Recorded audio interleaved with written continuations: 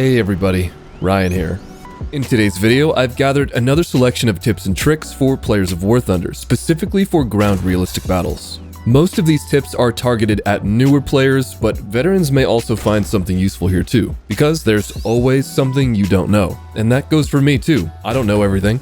Anyways, the tips within this video are just random things that I thought of which you might not know about or might not fully understand. However, this video will not instantly make you better at the game or improve your win rate or anything like that. Because in War Thunder, it's really map knowledge, vehicle knowledge, awareness in general, and paying attention to match events, such as the kill feed, map pings, and teammate callouts that are the real difference between players at different skill levels. So if you care about this type of stuff, here's my hours and a few stat cards including Thunder skill. Just pause if you want to take a closer look. Anyways, here we go. First quick tip is turning off the Join Already Active Battles option. If you've ever experienced joining into a game that's already lost or that's halfway done already, then this is what's causing it. If you want to have the ability to actually influence the outcome of a battle from the very start, then you have to turn this off. Another really quick tip is right over here in ground vehicle battle settings, and that would be the grass in tank sight option. And if you care about being on a relatively competitive level with your fellow players, then you have to turn this off because most people play with it off. And it does just what it says. It turns off grass when you're in your scope view so you can see over ridges earlier and shoot things as soon as you can actually see them. And additionally, there's camera from tank gunner sight, which I've seen some people have on by default, which is quite strange. And with that option enabled, your camera in the scope view will actually originate from where the gunner's optic actually is on the vehicle, instead of coming from within the barrel itself. Now in realistic battles, pretty much everybody plays with this option off. And with it off, since you're looking directly through the barrel, it helps you make much more accurate shots, especially in close range. It's really easy to tell if you already have this enabled too, because sometimes your barrel will appear in the actual gunner's sight. And let's just quickly turn it off so you can see the difference. Toggle the sight, and there you go. Looking directly through the barrel. Now with those few quick settings out of the way, I want to talk about ammunition, and more specifically taking the appropriate amount and type of ammo into battle. This has to be one of the most common mistakes that I see players of any skill level making, because I see it all the time, especially when I'm playing lower BRs. But even at top tier, some people will take full ammo, and I have seen this ammo rack filled up on top tier players' vehicles way too often. So the concept with taking a limited amount of ammunition is survivability. As you can see here in this Tiger E, there's a lot of ammo in the sponsons, which is the area above the tracks here, and that makes it really easy to ammo rack the vehicle just by shooting through the shoulders here. Or also by shooting it right in the side. Now, I could spend all day talking about specific vehicles with specific ammo layouts and first stages and doing all this, but instead of doing that, I'm going to pass the torch to you, the viewer. Because, at least in my opinion, it's much easier to retain information when you actually apply it on your own. And the first thing you need to do is just turn on X-ray mode, which allows you to see where all the ammo is stored. Now, generally, I would suggest 15 to 30 rounds depending on the vehicle. And again, that's up to you to turn on X-ray and check it out for yourself. Now, on this vehicle in particular, the Oliphant Mark 1A, there's ammo literally everywhere. And you really don't want to go into a battle in this thing with full ammo load. And the next step in figuring out your own comfortable amount of ammunition to increase survivability while also still having enough ammo to shoot at things is just simply using the test drive. So we'll go into a test drive here, and you see I already have 20 rounds selected. And now by default, you can just press O to enable the in-game X-ray view, and you can see that there's a lot more dead space where ammo was before in the hangar X-ray. And now this is just something you can experiment with. Just go back into the hangar and add or subtract more rounds and check it out in the test drive and see when you're comfortable. But I do have to give a special note to any Leopard 1 players because I see this way too often. And this is also where I would suggest that you pave your own way with deciding how much ammo you want to take. Because you can see here that empty box where the ammo is next to the driver is also right in front of the first stage ammo rack next to the loader. So if you don't really care and you just think you're going to get ammo racked on the first stage anyways, you might as well just take how much you want to take. But either way, this is the Leopard 1 with 20 total rounds, and you can see that the ammo next to the driver is just barely covering the bottom of the first stage ammo, so you technically do have better survivability like this. And that brings us straight into talking about ammo types and what you should actually be taking with you. I've seen it many times where high tier premium players are running around with Heat FS instead of APFSDS or APDS. and even barrel-launched ATGMs. It's honestly an understandable mistake since heat rounds technically have better penetration values, so a newer player might think it's the best option. However, it is not. Full stop. Use APFSDS as your main round if you have the option to. And since not every vehicle has APFSDS, I'll just briefly mention that you should probably be using APCBC or APHE, something like that in the lower tiers. And at certain BRs, HeatFS is viable to use as well. And if you're not convinced, here's a few reasons why AP shells are better than HeatFS and barrel-launched ATGMs. Number one, of course, is that AP shells are not affected as much by ERA as heat shells are. As demonstrated here with the T90, you can see that the heat shell was completely absorbed by the side ERA plate. However, when even using an APDS shell, it goes straight through. Like I said though, this is in most cases, and some higher tier vehicles have ERA that is very effective against kinetic energy. And this reason is very important to me. AP shells can also pass straight through walls, trees, fences, and other stuff. Now, even though heat shells usually have more penetration, their overall utility is greatly reduced by not being able to shoot through things between you and your target. And another very important reason is that AP shells generally travel faster than chemical energy rounds, especially at higher BRs. This means that not only will your shells reach the target faster, but they will also be easier to aim when you're not using a rangefinder. And my final comment about ammunition is that when you have a vehicle whose main round is kinetic energy, you should definitely be taking at least 2 rounds of high explosive or heat or HESH or what have you, because this allows you to much more easily kill lighter targets using overpressure. And sometimes you can hit them wherever you want, or even hit the ground or wall next to them. And now, another very common mistake that I see people making is shooting through smoke with machine guns, or even their main gun. So either way, if you are damaged and pop smoke to cover yourself, but you continue to shoot, or you're shooting through smoke to find somebody, you will broadcast your exact location and make yourself an easy target. Because unfortunately, in War Thunder, tracers and muzzle spark effects from firing are completely visible through smoke, even on the highest graphics setting. With this in mind, you can use it to your advantage to hit someone shooting through smoke, or to keep yourself hidden and keep the enemy guessing. And just quickly tacking on another smoke tip, you can use the squadron ping to hold the location of an immobilized enemy who has popped smoke. Just ping while you can still see them, and constantly re-ping until you can fire or until you reload. And another small but very important thing is dropping a ping when you die. I've personally made it a habit to ping the map whenever I die to another ground vehicle. This will, however, take some time and map knowledge to know where someone is based just on the brief kill cam view, but if you do happen to see where you got killed from, and especially if it's in a cheeky spot or if it's a flanker, quickly open the map and drop a ping. And if you didn't know, you can actually open the map during the kill cam replay, which allows you to ping before you go back to the spawn screen. And also another very common mistake that I see people making is ignoring the benefits of spawn protection. So especially if you know that you're being spawn camped, or maybe you just were spawn camped, don't move when you spawn in. Because even if you move 10 to 15 meters, that spawn protection goes away no matter how long it's been. So just sit still and look for some targets before moving out. Experienced players will exploit this by hiding and waiting for time or for you to move, and then they pop out and just kill you. And next, I'll help you understand how to easily tell if you're in an up tier or a down tier. So using the spawn point cost of your highest BR vehicle at the beginning of a match, you can determine the exact maximum BR that you'll be facing. If you see 160 spawn points for a heavy tank, 150 spawn points for a medium or light tank, or 110 spawn points for a tank destroyer or anti-air vehicle, that means you're in a full down tier, which means you'll only face vehicles of your own BR at maximum. For example, this means if your highest BR vehicle is 6.7 and you see 160 spawn points on your heavy tank, the enemy's maximum BR is also 6.7. And if you see 110 spawn points for a heavy tank, 100 spawn points for a medium or light tank, or 70 for an anti-air, that means you're in a full up tier. Using the previous example of 6.7, the enemy's maximum BR will be 7.7. And if you weren't aware, that's because matchmaking in War Thunder has a 1 BR spread.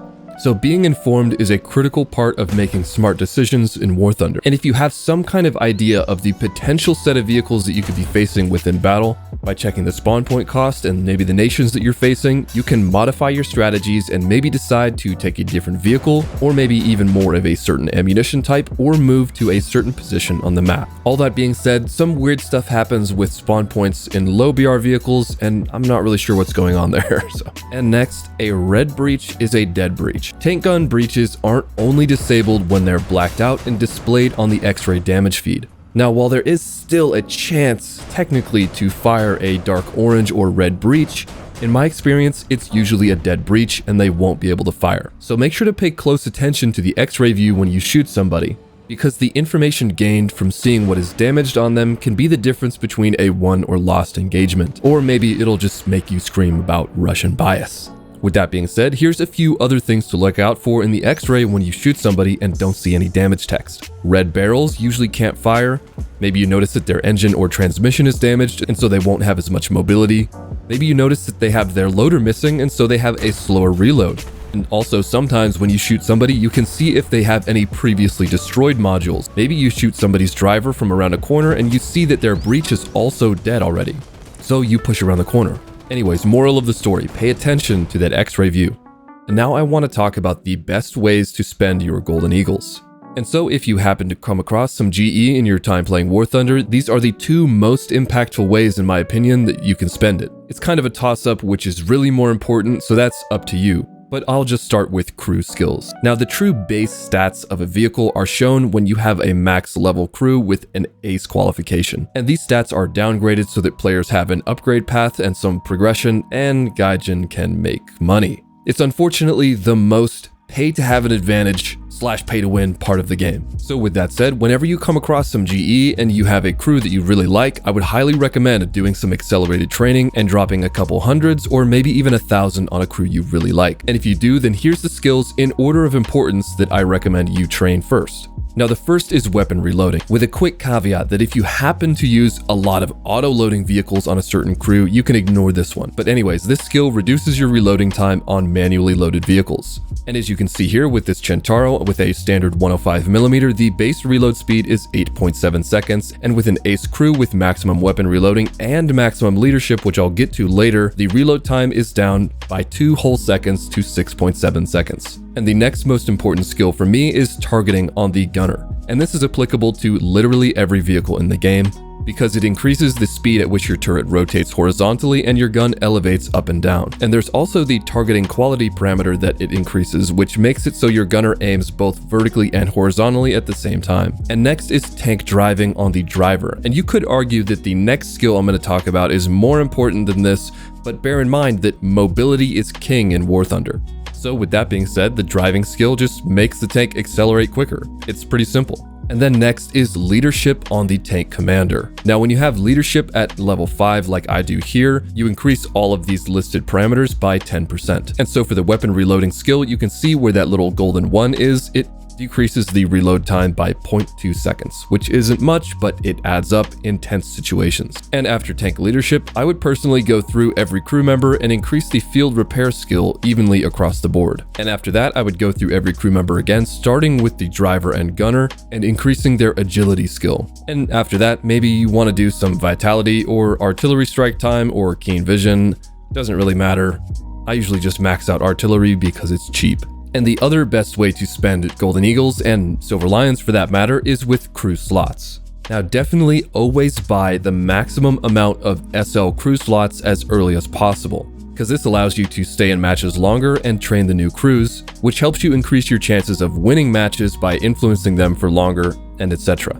Now, having a deep lineup is critical not only to having many possible spawns to stay in a match and try to win, therefore gaining more RP and SL, but also having a diverse set of vehicles with various capabilities to deploy in the varied scenarios that you will encounter in random battles. So depending on the map, the size of the map, it being a night or a day battle, the game mode, an up tier or down tier, you might choose to take certain vehicles over others, and in those cases, it's always better to have as many options as possible. And the next tip is also related to crew, and it has to do with qualifications, specifically the expert crew qualification. So quickly, what a qualification does is increase every single skill on the entire crew by the listed amount of points.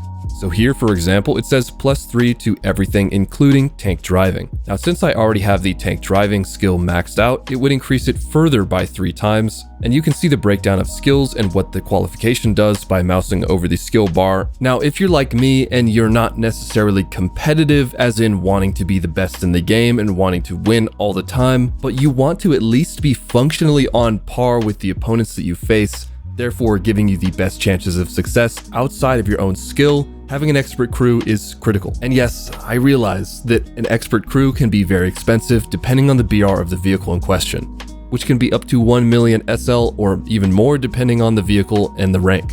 But in my opinion, it's still just too worth it to ignore, because it makes literally every part of your tank work better. You get a faster repair, faster reload, faster turret traverse, faster driving, faster crew placement, and even more crew hit points. And so personally, for me, I factor in the cost of an expert crew with every new vehicle purchase. It's just that valuable to me.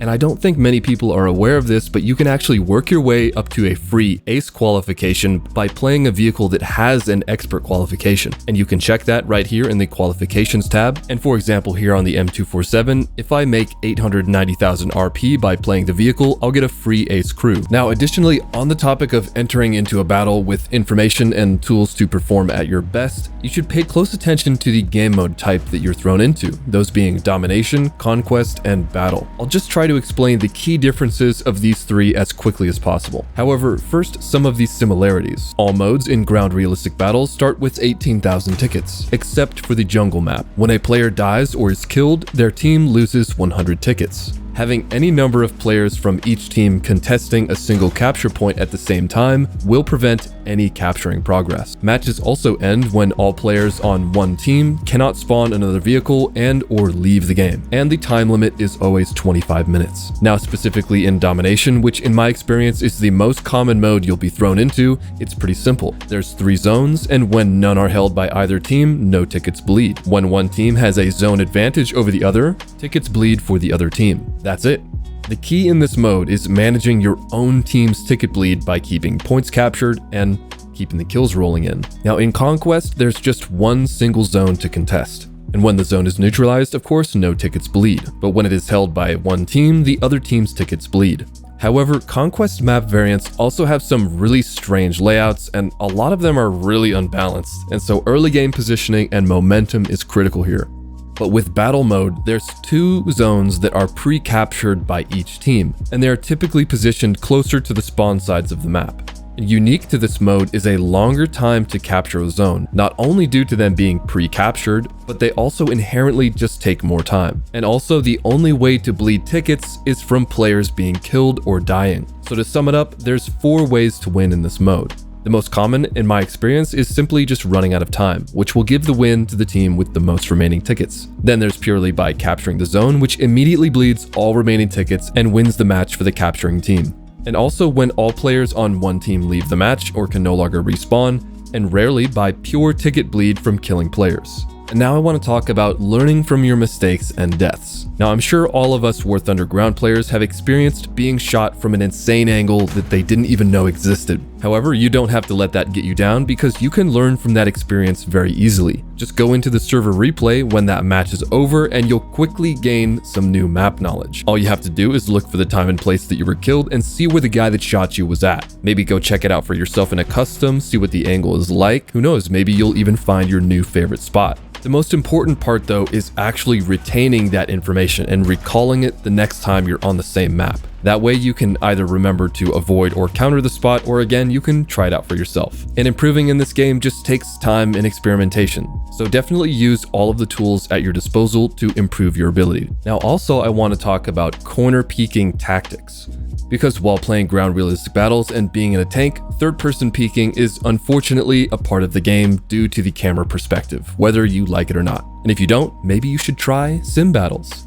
Although the queue times are a bit suffering. With this in mind, I'm sure many of you have already used this to your advantage to peek around corners and gain information before you make a move. However, a common mistake that I see players making is exposing their barrel while doing that, which allows the guy that you're peeking to just shoot your barrel and push you without a care in the world. This kind of goes back to a point I made at the beginning of the video, which is awareness. You need to be aware of where your barrel is pointing for a variety of reasons, including, depending on the vehicle that you're in, when corner peeking, you need to make sure that you're not turning your turret too far away from the corner, because if an experienced player notices that you're pushing your barrel into the nearest building, then they'll push you before you can turn to retaliate.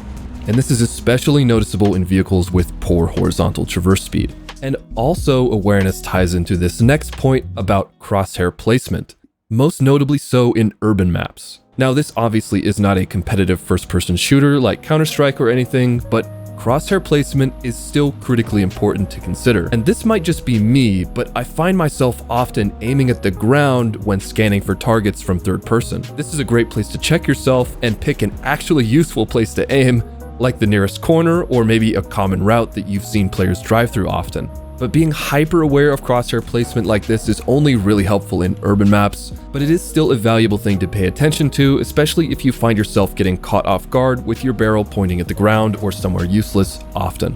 And of course, especially in vehicles that have a poor vertical traverse speed. And that's all I've got for this video. And if you learned something, then don't forget to leave a little bit of love down below. And also drop any of your own tips down in the comments. Oh, and also, I just made a brand new squadron in War Thunder, and the tag is RBYT2. It doesn't have many members in it right now, and the first one is full, so if you want to join one of my squadrons, go ahead and join that one. And on top of that, you can also join my Discord, which I have linked in the description of this video. And also, if you want some more tips very similar to these ones, I have another tips video that I released earlier, so maybe go check it out. Anyways, now that's it. See you later.